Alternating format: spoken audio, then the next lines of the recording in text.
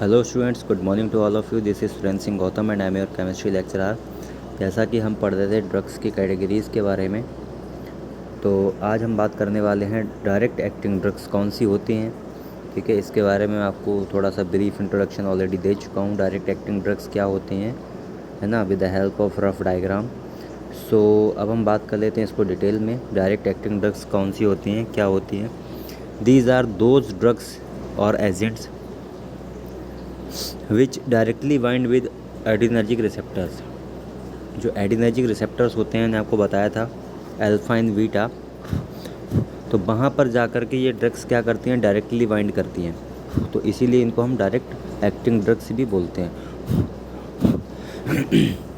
And give its pharmacological action. The action produced are of rapid onset and of short duration. यानी कि the action produced are of rapid onset and of short duration, यानी कि जो कि तुरंत प्रभाव डालने वाली और कम समय के लिए जिनका ड्यूरेशन टाइम पीरियड होता है, वो कौन कौन सी ड्रग्स होती हैं। First one is norepinephrine. Norepinephrine का आपको यहाँ पर डायग्राम दिख रहा है, 2 हाइड्रोक्सी ग्रुप लगे हुए हैं, ठीक है, बेंजीन रिंग के साथ में डायरेक्टली। इसके मैकेनिज्म ऑफ एक्शन की बात करें तो पोटेंट एट अल्फा रिसेप्टर, ये अल्फा रिसेप्टर पे ज़्यादा पोटेंट होता है, लेस पोटेंट देन एड्रेनलिन, है ना। Also effect on beta 1 receptor but no effect on beta 2 receptor. ये ज़्यादातर जो पोटेंट होता है वो अल्फा रिसेप्टर पे होता है नॉरएपिनेफ्रिन, बट बीटा 1 रिसेप्टर पे भी होता है, लेकिन बीटा 2 रिसेप्टर पे इसका कोई भी इफेक्ट नहीं होता है, ठीक है।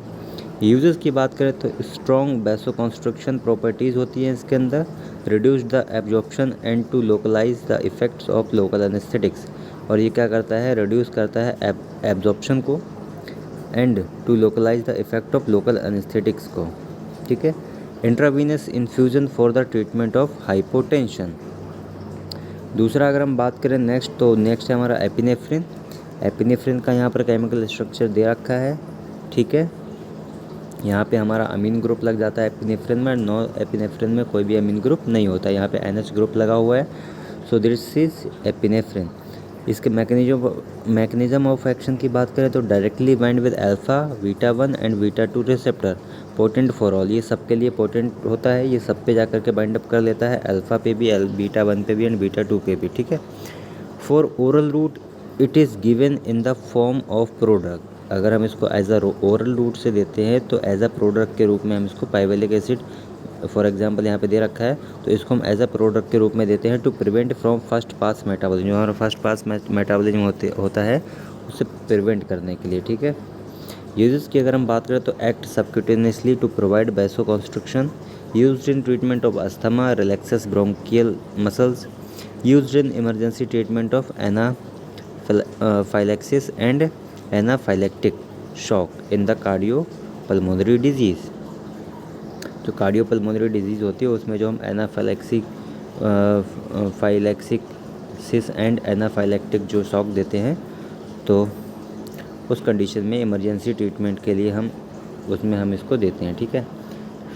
नेक्स्ट हमारा फिनालेफ्रिन। फिनालेफ्रिन क्या है हमारा, यहाँ पे केमिकल स्ट्रक्चर दे रखा है इसका। सिंथेसिस की अगर हम बात करें तो इसकी सिंथेसिस है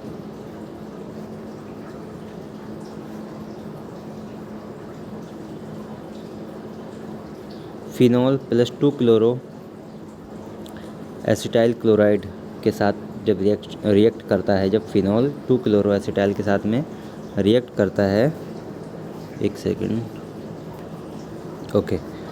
सो बात कर लेते हैं फ्लाइनेफ्रिन की। तो यहाँ पर जब फिनॉल जो है वो 2 क्लोरो एसिटाइल क्लोराइड के साथ में रिएक्ट करता है, तो यहाँ पे हमारा फॉर्मेशन होता है M क्लोरो एसिटाइल फिनॉल का, ठीक है, जिसको हम 2 क्लोरो 1,3 हाइड्रोक्सी फिनाइल एथेनॉल भी बोलते हैं, ठीक है।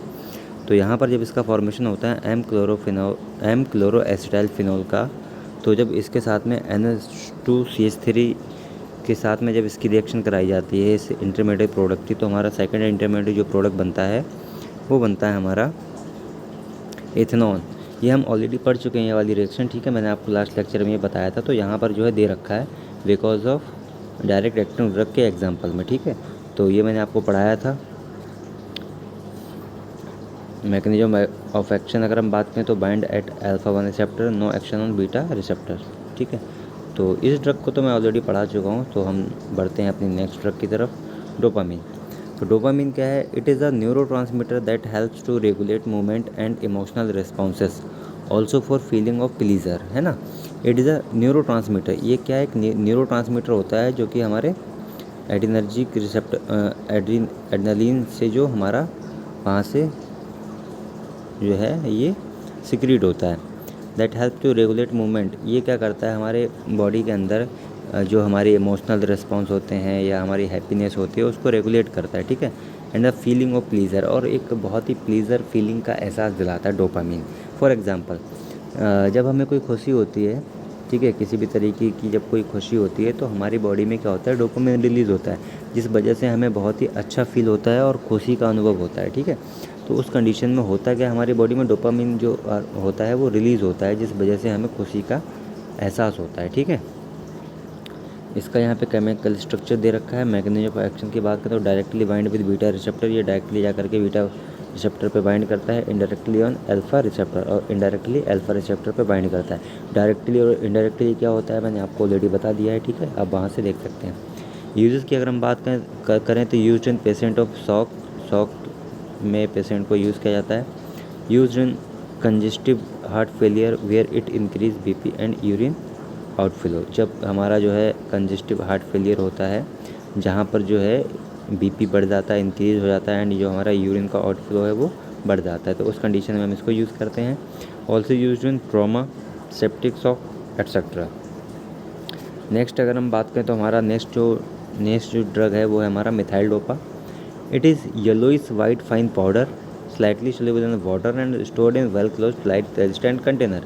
ये जो मिथाइल डोपा होता है हमारा येलोइश कलर का वाइट बहुत ही फाइन पाउडर के स्टेट में फॉर्म में होता है, जो कि स्लाइटली सोल्यूबल होता है वाटर में, पूरी तरीके से सोल्यूबल नहीं होता है।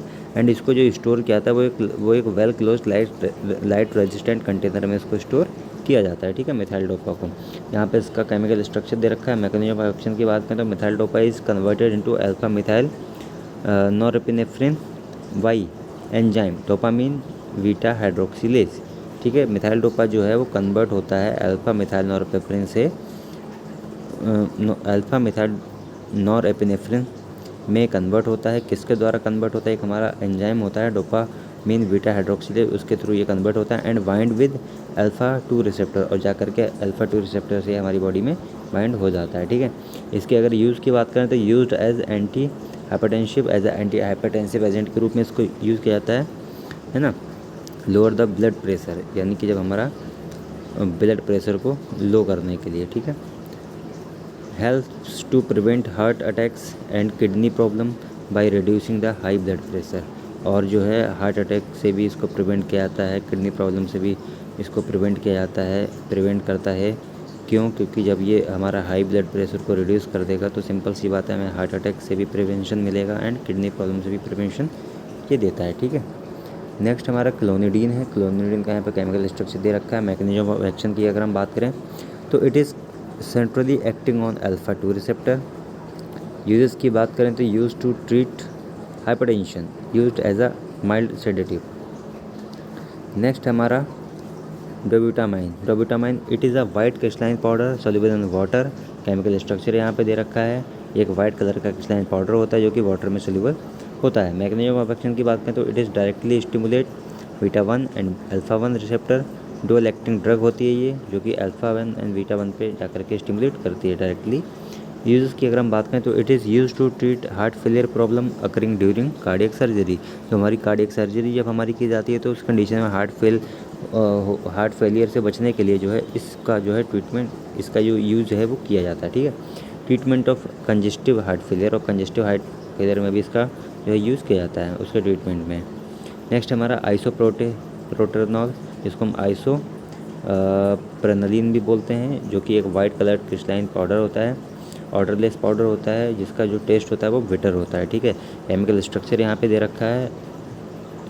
मैकेनिज्म ऑफ एक्शन की अगर हम बात करें तो act on both beta 1 and beta 2 receptor. Beta 1 में क्या करता है? इंक्रीज कार्डियक आउटपुट को ये इंक्रीज़ कर देता है जब ये जाकर के बीटा 1 रिसेप्टर से बाइंड करता है, और जब ये जाकर के बीटा 2 रिसेप्टर से बाइंड करता है तो ये इंक्रीज ब्रोंकोडाइलेशन, और ब्रोंकोडाइलेशन को ये इंक्रीज़ कर देता है। ठीक है, यूजेस की अगर हम बात करें तो use for treatment of bronchial asthma, bronchial asthma में इसका यूज़ किया जाता है। Use in treatment of bradycardia में इसका यूज़ किया जाता है। नेक्स्ट हमारा टर्बुटालिन। टर्बुटालिन क्या है? It is grey white odourless crystalline powder. एक ग्रे टू वाइट कलर का एक ऑर्डरलेस, जिसमें कोई गंध नहीं होती, पाउडर होता है, क्रिस्टलाइन पाउडर, है ना।